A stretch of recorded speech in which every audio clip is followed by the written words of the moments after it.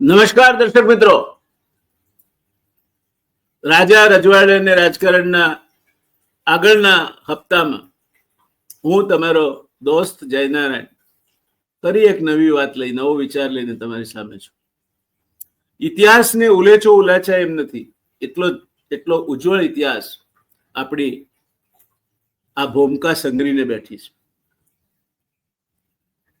દોસ્તો, મારે તમને પૂછવું છે કે ભગવત ગોમંડળ આ શબ્દ સમૂહ સાંભળ્યો છે? તમે કોઈ દિવસ આ શબ્દો સાંભળ્યા છે? શું એ સાંભળીને તમારા મનમાં કથા વાર્તા કે સપ્તાહની છબી ઉપસે છે? તમને ખબર છે ભગવત ગોમંડળ શું છે? અને જો ન ખબર હોય તો તમે ગુજરાતી કહેવડાવવાને લાયક નથી. એ પૂર્વ ભૂમિકા સાથે મારે આજના આ પ્રસંગની શરૂઆત કરવી છે. આજે તો ગુજરાતની અસ્મિતા, ભાષા અને ગુજરાતી વિશ્વકોશ તરીકે એક કરતા વધારે જગ્યાએથી, પછી સાર્થ જોડણી કોશ હોય અથવા જ્ઞાનકોશ હોય, ગુજરાતી વિશ્વકોશ હોય, ઘણું બધું છે. પણ જ્યારે આમાંનું કશું નહોતું ત્યારે શું હતું? આજે ગુજરાતી ભાષા અને તેની અસ્મિતાને જીવંત રાખવામાં જેનું અમૂલ્ય પ્રદાન રહ્યું છે, તેવા અનેક વિદ્વાન સાહિત્યકારો અને ભાષાશાસ્ત્રીઓ કરતા પણ મોટી ઉંચેરું સ્થાન ગોંડલ સ્ટેટના મહારાજા ભગવતસિંહજીને ફાળે જાય છે. બધા જ સાહિત્યકારોને ભેગા કરીએ તો પણ એમાંય મોટી ઊંચેરું સ્થાન ગોંડલ મહારાજ સાહેબ ભગવતસિંહજીને આપવું પડે. તેમણે ગુજરાતી સાહિત્યને એક એવો અણમોલ ગ્રંથ ભેટ આપ્યો છે જે તે સમયે કોઈ કલ્પી પણ ન શક્યો. અને આ ગ્રંથનું નામ છે ભગવત ગોમંડળ. એ ગુજરાતી ભાષાનો વિશ્વકોશ પહેલો. ભગવત ગોમંડળમાં વર્ણવ્યા પ્રમાણે ભગવત ગોમંડળ એટલે ભગવત અને ગોમંડળ એમ બે શબ્દો છૂટા પાડી શકાય. આ શબ્દની વ્યુત્પત્તિ વિશે અનેક તર્ક છે, જેને આધારે તેનો અર્થ ભગવત એટલે કે ભગવતસિંહજી, બૃહત, સમૃદ્ધિવાન, જ્ઞાન ભરપૂર, પ્રભુ પ્રેરિત કે ગૌરવવંત, આટલા અર્થ થાય એના ભગવતના. ભગવત એટલે ભગવતસિંહજી. શબ્દ સંગ્રહ, શબ્દકોશ, જ્ઞાનકોશ, સરસ્વતી ભંડાર કે ગૌરવવંતો. જ્યારે ગોમંડળ એટલે શબ્દ સંગ્રહ, શબ્દકોશ, જ્ઞાનકોશ, સરસ્વતી ભંડાર કે ગોંડલ. આમ ભગવતસિંહજીનું ગોંડલ એ ભગવત ને ગોંડલ બે ભેગા કરીએ તો ભગવત ગોમંડળનો અર્થ નીકળી શકે એવું પણ કેટલાક લોકો કહે છે. એટલે ભગવત ગોમંડળનો અર્થ ભગવતસિંહજી, શબ્દ સંગ્રહ, બૃહદ શબ્દકોશ, સમૃદ્ધિવાન જ્ઞાનકોશ, જ્ઞાનભર્યો સરસ્વતી ભંડાર, પ્રભુ પ્રેરિત વ્યાપક વાણી, ગૌરવવંતુ ગોંડલ પણ કરી શકાય. ગોંડલવાસીઓએ ગર્વ લેવા જેવી બાબત છે. દોસ્તો, ભગવત ગોમંડળમાં વર્ણવ્યા પ્રમાણે ભગવત ગોમંડળ એટલે ભગવત અને ગોમંડળ એમ બે શબ્દો મળીને બન્યું છે. મેં વિગતે વાત કરી. હવે ગુજરાતી ભાષાનો આ શબ્દકોશ ભગવત ગોમંડળ 9 ભાગોમાં વહેંચાયેલો દળદાર ગ્રંથ છે. 9 ભાગમાં વહેંચાયેલો છે, જેને તૈયાર કરવા માટે તે જમાનામાં જ્યારે રૂપિયો ગાડાના પૈડા જેવડો હતો ત્યારે 5 લાખ જેટલી માતબર રકમનો ખર્ચ થયો હતો, જે આટલે આજના કરોડો રૂપિયા બરાબર છે. 27 વર્ષની સતત મહેનત, એની પાછળ 27 વર્ષ લાગ્યા આ ગ્રંથ તૈયાર કરવા પાછળ લાગી હતી. તેમાં કુલ 9270 પાના છે. 9270 પાના છે. 2,81,377 શબ્દો છે. એ શબ્દકોશમાં 2,81,377 શબ્દો છે. એટલે 9 ભાગ, 9,270 પાના અને 2,81,377 શબ્દો છે. અને આ શબ્દોના અર્થની સંખ્યા, જે અર્થ વિવિધ વર્ણવવામાં આવે છે, એની સંખ્યા 5,40,455. અને આ ગ્રંથમાં સમાવિષ્ટ રૂઢિપ્રયોગોની સંખ્યા 28,156 છે. આ ગ્રંથમાં સાહિત્ય, કલા, વિજ્ઞાન, ઇતિહાસ અને ભૂગોળ જેવા વિષયોને આવરી લેવાય છે. દોસ્તો, આ ગ્રંથ તમે હજુ સુધી ન જોયો હોય તો જોઈ લેજો. તમને ગુજરાતી પ્રત્યે પ્રીતિ હોય તો વસાવા જેવો ગ્રંથ છે. આજે ગુજરાતી ભાષા અને તેની અસ્મિતાને જીવંત રાખવામાં તેમનું અમૂલ્ય પ્રદાન રહ્યું છે. તેવા અનેક વિદ્વાન સાહિત્યકારો અને ભાષાશાસ્ત્રીઓ કરતા પણ મુઠ્ઠી ઊંચેરું સ્થાન ગોંડલ સ્ટેટના મહારાજા ભગવતસિંહજીને ફાળે જાય છે. તેમણે ગુજરાતી સાહિત્યને એક અણમોલ ગ્રંથ આપ્યો જે ભગવત ગોમંડળના નામે ઓળખાયો. આ ગ્રંથ અંગેની એક વિસ્તૃત નોંધ તૈયાર કરવાનો મેં પ્રયત્ન કર્યો છે, જેની પ્રસ્તાવનામાં એવું લખાયું છે કે ભગવત ગોમંડળ ગુજરાતી ભાષા અને શિક્ષણના ઇતિહાસમાં એક સ્મારક સમાન ગ્રંથ છે. આ ગુજરાતી ભાષાનો પહેલો સંપૂર્ણ જ્ઞાનકોશ એન્સાઇક્લોપીડિયા, આપણે એન્સાઇક્લોપીડિયા બ્રિટાનિકા કહીએ છીએ, એન્સાઇક્લોપીડિયા હતો, જેનું પ્રકાશન 1928માં થયું, લગભગ 100 વર્ષ પહેલા આજથી. આ મહાકાય પ્રકલ્પનું સંપાદન અને માર્ગદર્શન ગોંડલ રજવાડાના પ્રગતિશીલ અને વિદ્વાન શાસક મહારાજા શ્રી ભગવતસિંહજી દ્વારા કરવામાં આવ્યું હતું. આ શકવર્તી પ્રદાન હતું. જેમ સિદ્ધરાજ જયસિંહે વ્યાકરણ નહોતું ગુજરાતી ભાષાને, એવો ટોણો માળવાના લોકોએ માર્યો હતો.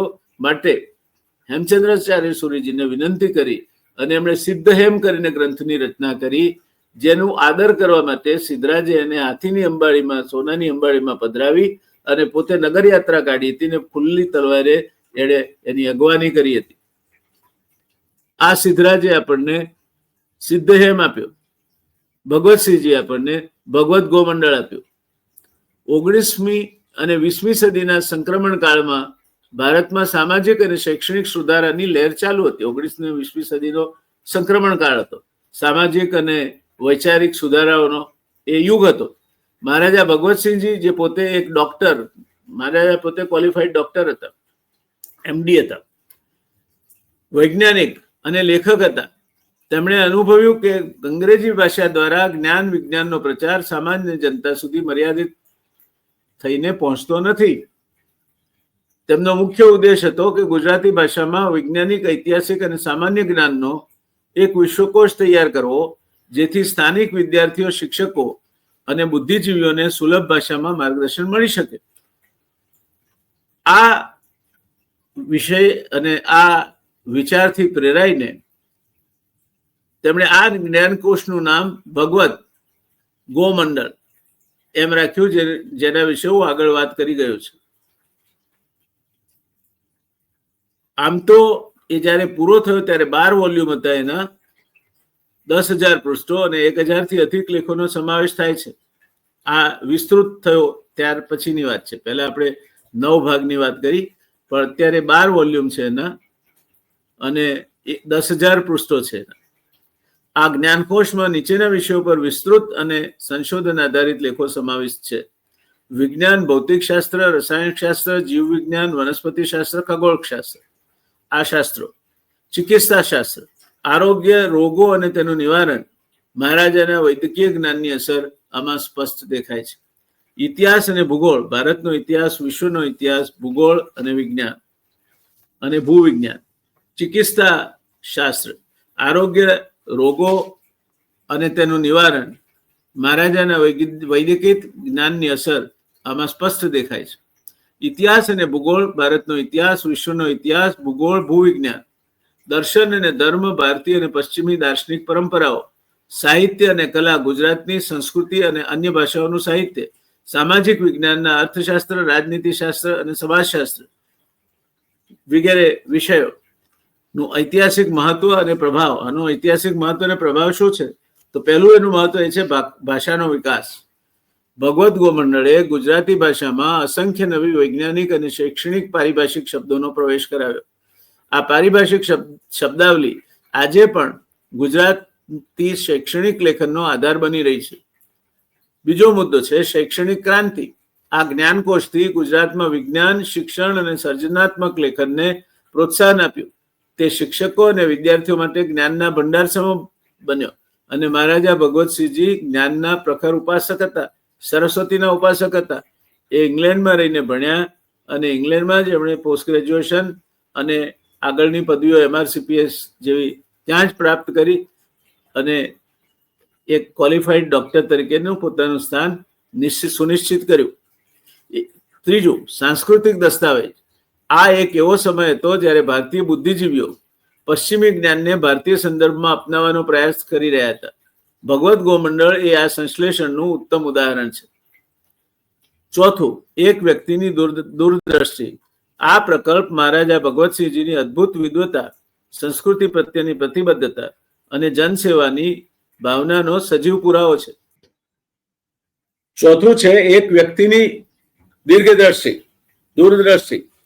આ પ્રકલ્પ મહારાજા ભગવતસિંહની અદ્ભુત વિદ્વતા, સંસ્કૃતિ પ્રત્યેની પ્રતિબદ્ધતા અને જનસેવાની ભાવનાનો સજીવ પુરાવો છે.